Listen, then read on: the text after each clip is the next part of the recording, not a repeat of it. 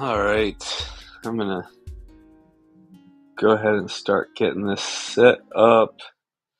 Make sure everybody can hear me.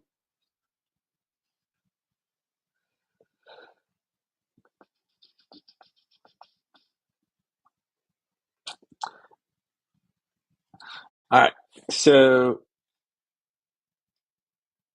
what are we looking at? I'm gonna start with equities for the Canada crowd. So delete that.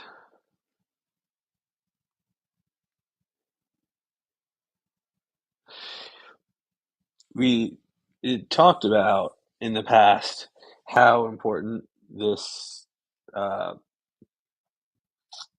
49.90 to 5,000 level was, and now that we've reclaimed it and gotten a solid response, the reality is that in my mind, the reversal and the pivot just did not confirm. Had we continued down, had we closed this week below 49.90, I would have been much more likely to be bearish going into next week. It would have confirmed a long-term trend reversal, and I think we would have seen a lot of investment funds, money managers. I think we would have seen a lot of money exiting the market. Not panic necessarily, but it would have led to long-term holdings being in doubt. And so where does that leave us now? So there's three general options: up, down, or sideways. In my mind, we don't necessarily have a strong enough bounce to say this is going to continue up. I think there's a much better argument for some sideways movement and maybe a slower recovery. But obviously, we kind of have to wait and see. This morning, when I posted about ES, I said, if we're above 520, 5120, I'm bullish on the day. I ended up getting in a lot lower on that morning dip near 5,000, and I'm flat now. But essentially, if we hold above 5120, if we close today above 5120, I think the likelihood that we continue up makes a lot of sense. Now, we have a big volume gap on SPX and ES, and part of that is because of the contract rollover, and we don't get the data so much on SPX the way we do on ES. But essentially, I think that it's safe to say that we could move up relatively quickly if we get some momentum. We are back in that channel, and to me, it just seems like 5,200 level or close. This has it at 5172.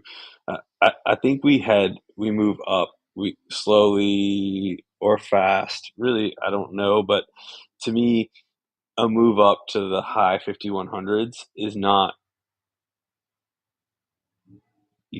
a significant trend up. It could be very well part of sideways chop. So I'm looking for a move up to another 50 points on ES, 40 to 50 points, and then the market's going to decide: are we going to really go take out the all-time highs? Are we going to move into the 5200s and chop, or are we going to chop here?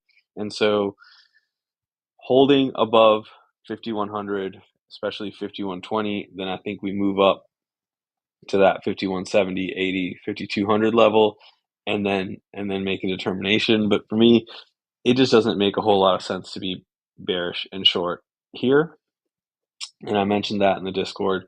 Really 5100, there just wasn't a whole lot of sense. Now, there was enough bullish flow on ES last night that I got nervous and cut my shorts because initially I thought we would definitely test 5100, but to be honest, had it not been for PCE, which I think was a non-event, had it not been for PCE, I don't think we would have tested 5100 or anywhere close to it. I think the market would have just continued up. Let's see. Let me check the comments.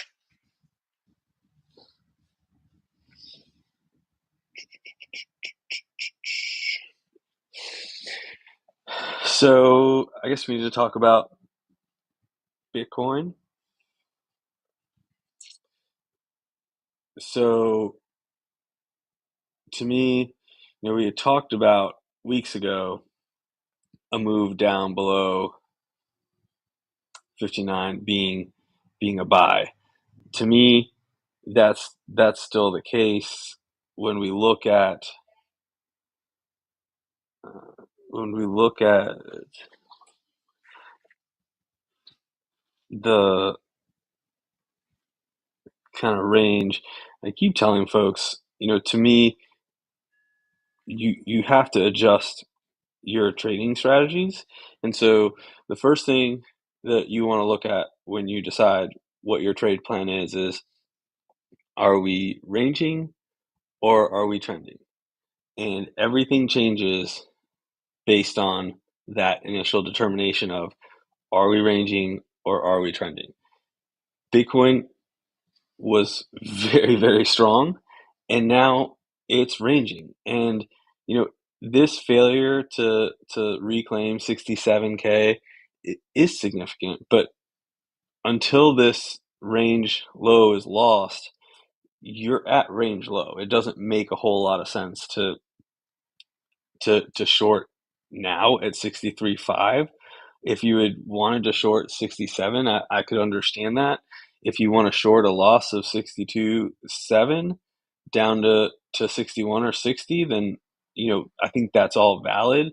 But from here, it just doesn't make sense to be entering shorts at 63.5, even 64.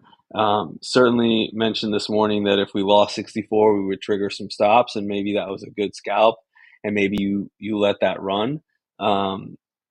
If it drops, it's just not the trade that I want to take. I'd rather wait for that pullback and then long it. So that's what I'm going to do. You can see the chop. I mean, there's no ifs, ands, or buts about it. If you zoom in and take out some of the nonsense, you can see it. You can see it very clearly. And so that's just where Bitcoin is at. It's just ranging, and it's undecided. You've got a significant amount of outflows from the ETFs. I think that people bought in initially thinking that it was just going to skyrocket. They bought into this halving narrative, and they don't want to just sit there and hold this stuff.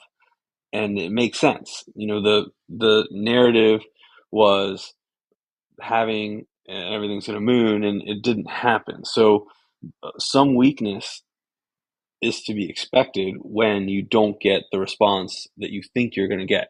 Everybody thought 100K, you don't get it, it's going to lead to more weakness. And so whether this continues to drop or chop really is hard to say. But for me, I've got my levels. I know where I want to go short. I know where it's invalidated. For right now, I'm staying long. I'm being very cautious.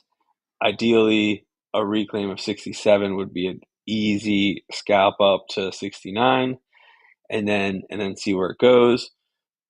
I'm less confident in 60K holding because it'll be 1, 2, 3, 4 tests. This will be the fifth. And in my experience, every test is more likely to break through, even though every response, this response was solid, this response is pretty solid, but no continuation, and this response is pretty weak. So, uh, to me, I don't want to see another test of 60K. I think if we lose 62 highs, then taking a short down to 60K with runners to the downside makes a lot more sense. I'm not going to jump the gun on that trade, but it's something that I'm mindful about, especially going into a weekend. So you just have to be careful. Trade Bitcoin range as a range until it breaks out of the range. Anything other than that is just very, very risky.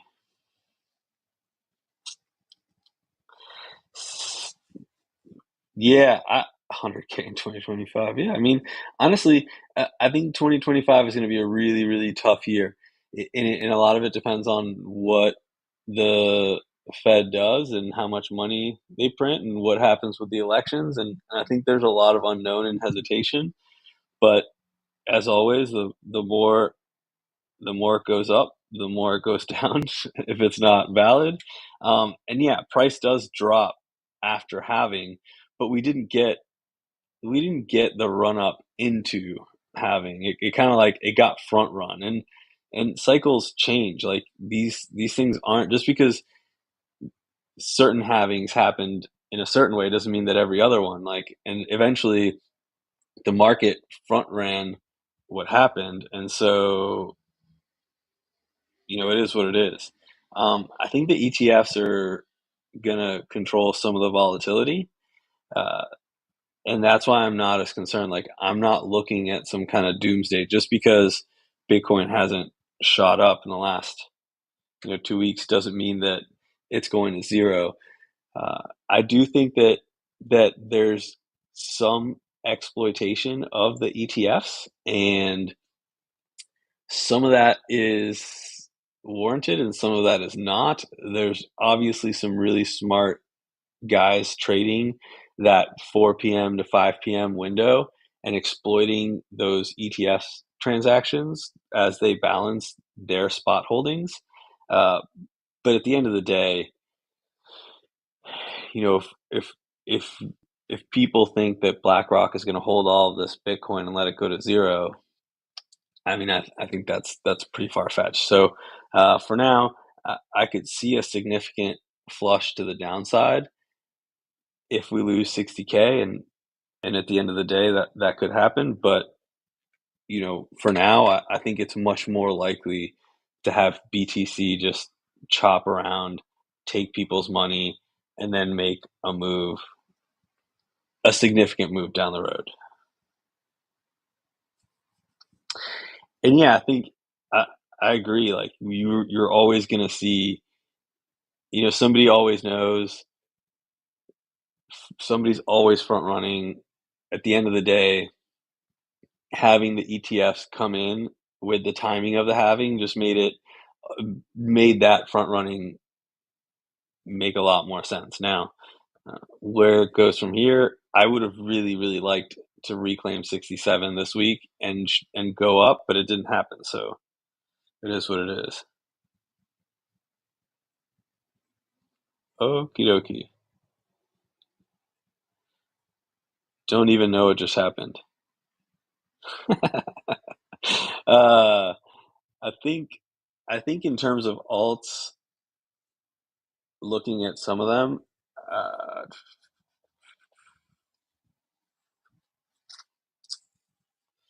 let's go to the lower time frame chart.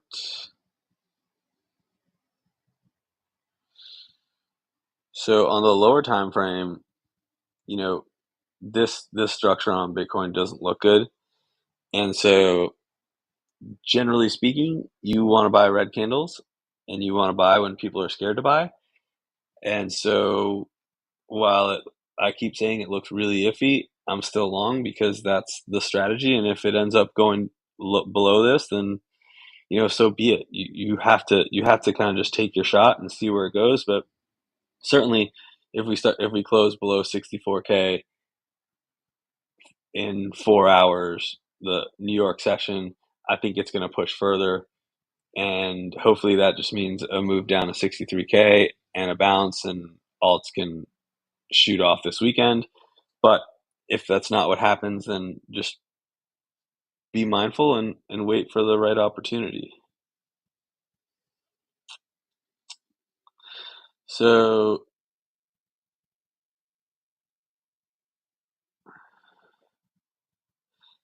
ENA is at a really cool level, and it's at a very key level. And so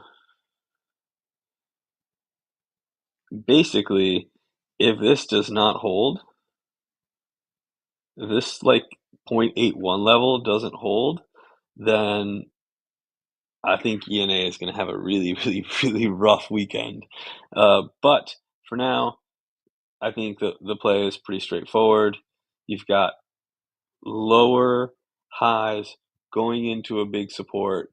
If this breaks, you want to short this. But for now, I'm betting on the bounce. I think somebody big is accumulating here, and when it decides to go, it's going to go. It's just going to rip. So for now, I'm long ENA, but if you want to be more cautious, you, you want to just kind of long break of that trend.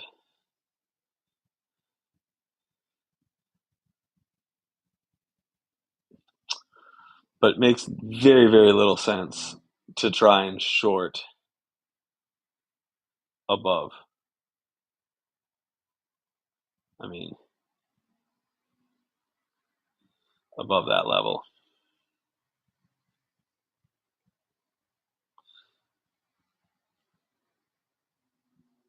And the fact that it touched almost to the penny is pretty big. So hopefully there's a whale accumulating there and ENA just launches. Anybody have, and it's going to be a shorter stream today, anybody have some chart requests?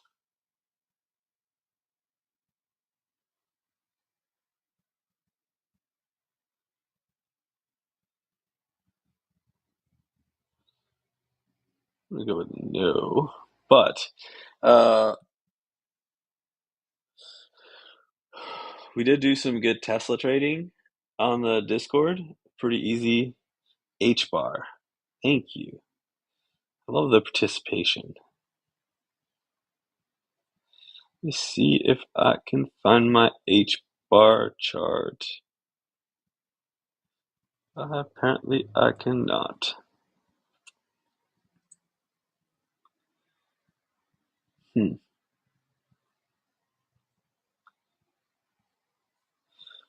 Wow. So one of the things that's really funky about some of these charts is H bar was news based. This move up was news based. So we just demolished it. Um, and now it's rejected this golden pocket retrace. So I bet if I do another one of these the other way, yeah, so it's pretty similar. I think if we reclaim this general level right here, this 0.178, then I think it has a really good chance, especially 0.13. If we reclaim 0.13, this has a really good chance to go up to 0.15 and above. But my concern is that there's no volume at all.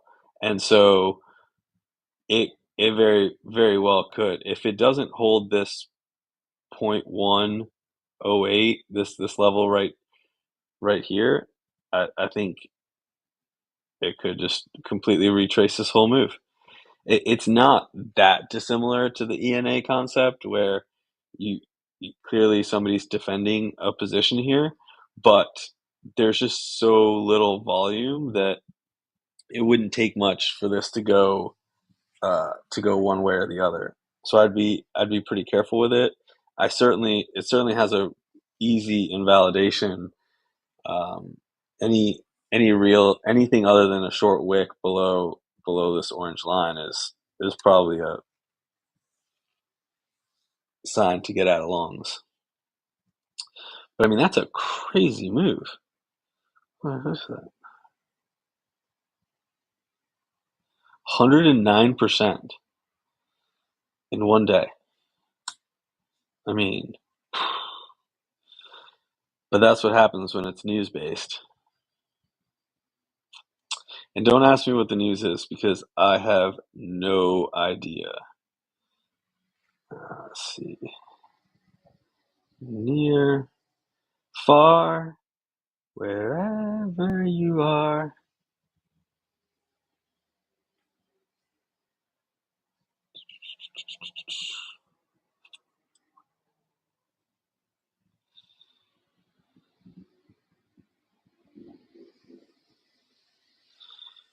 So you can see it just from like early March to now how much volume is being traded at this like 6.9 level of near. And so it's really in a pretty big consolidation.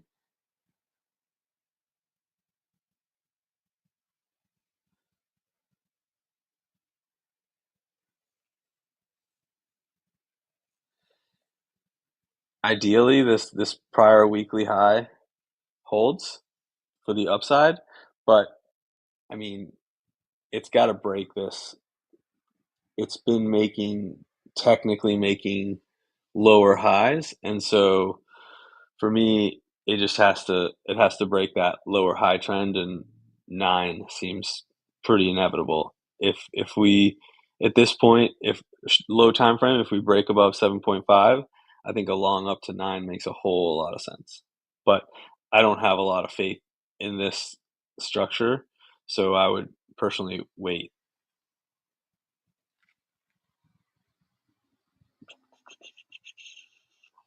Ribbon. Oh my god. Oh my god. And they say crypto charts are bad. Jesus Christ.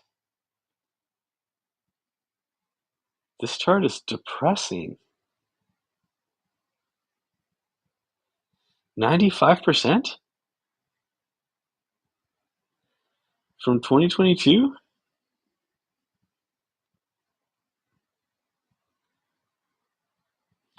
Can't even get it to come back. Obviously, you know, 8.3 needs to hold. Gaps galore.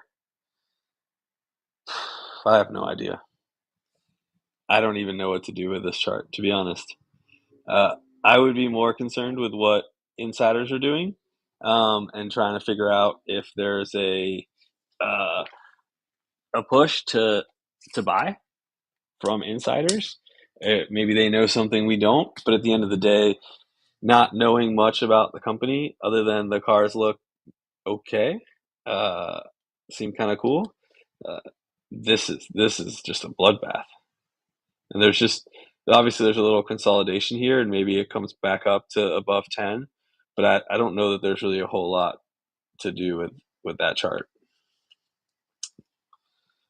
It's comical, definitely comical. I gotta check Sol because it's like my favorite coin. So, uh,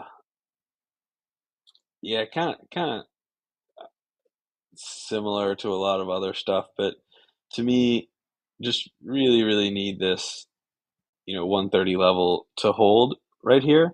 Ideally, 136, 137 level holds, but the thing with Sol is that it, it really is when it really rips, it's because people are buying it to use it. They're buying it to get meme coins or whatever it is people do. They're buying it to transact. And so at the end of the day,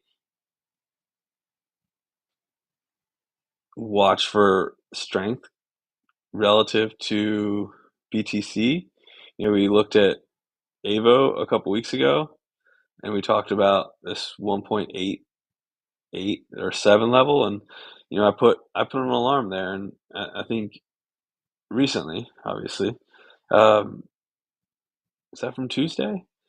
So if we break above that, I want to get long, but a lot of alts, when you look at the BTC chart right now, they're not looking great. We looked at CHC's been trending up, ENA's been getting slaughtered. So for now, I think a lot of things are just kind of waiting on Bitcoin to make a decision, but you know, time will tell. What's the VIX doing? Oof, oof. Ooh, what about AMC? Look at that.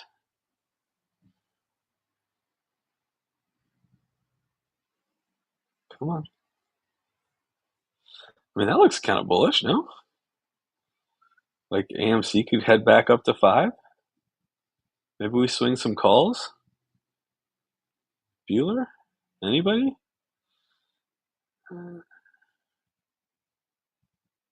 My neighbor, like 5 houses down, has Riven, so I see it regularly. It doesn't impress me, but I'm sure from the inside it's really cool. And the videos I've seen on YouTube, they definitely have some really cool features. Do you own Riven shares? Because it kind of feels like you're you're pulling an AMC on it.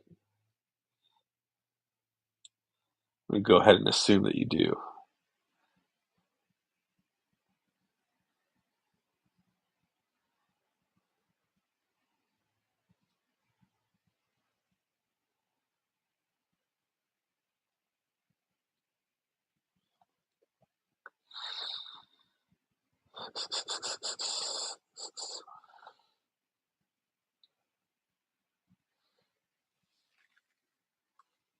Oil's been creeping up too. Goodness gracious.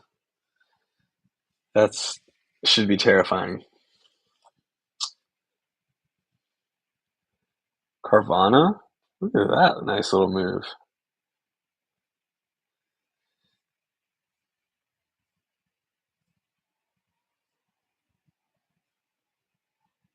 That's another ugly one. It's up almost 4% today. Google. Jesus. Look at that gap.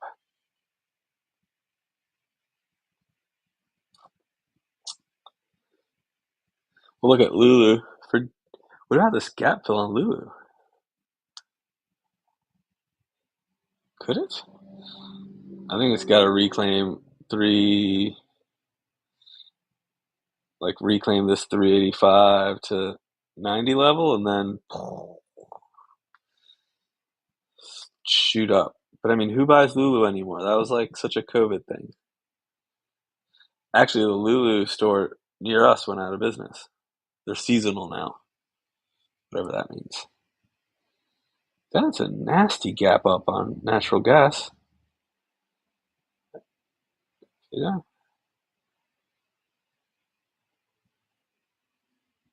Silver? Oh, not looking great.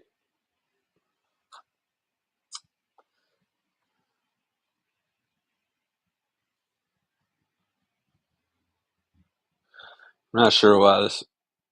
Yeah. So on oil, I think breaking above this high would be very significant.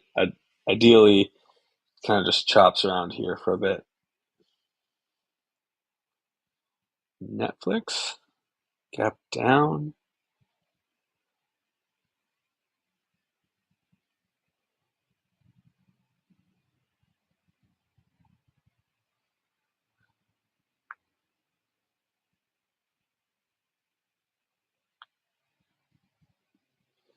UBS dropping. I know one person that's happy about that.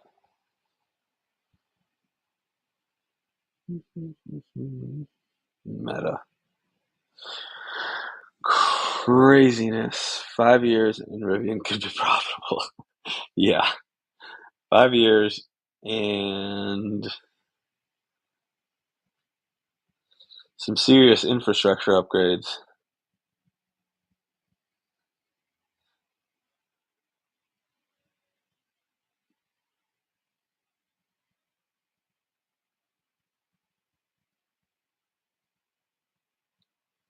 How do you get yourself into owning shares of companies that have losing, I don't even know what you call it. Their like whole business plan is not even valid. When is earnings on Rivian? Let me check. Earnings.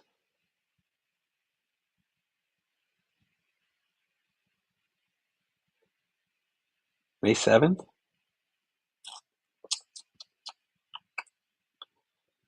I don't know.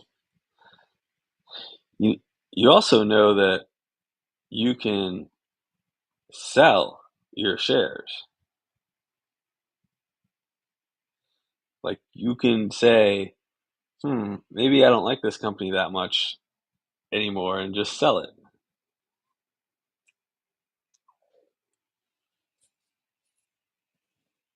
Oh, I see. Yeah, you should have sold then. See, because when your wheel fails, it's because you got it wrong, and then if it doesn't bounce, you sell. You've been holding for a whole quarter. Failed wheel from last earnings. You've been holding for 3 months. I have trouble holding from one day to the next, let alone multi-month holds. Yeah. What's a stop loss?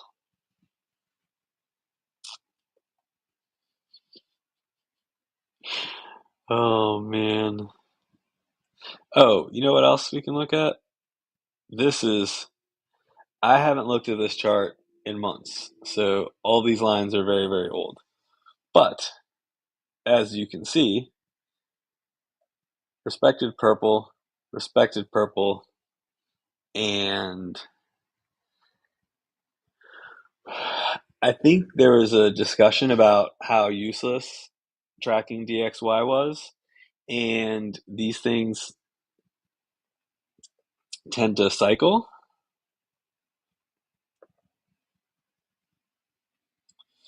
So now it's becoming a lot more relevant with everything that's going on.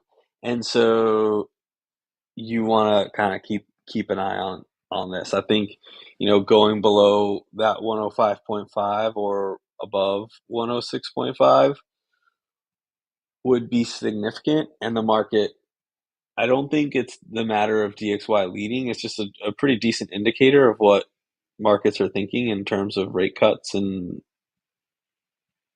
policy. So it's now becoming more something to watch. You're hearing more about it on Twitter, and at the end of the day, you know, take it for what it's worth. But how this little channel breaks, I think will be significant.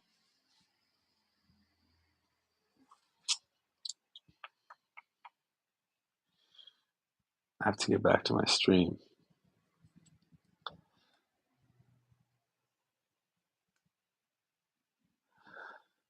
Diamond hands. All right.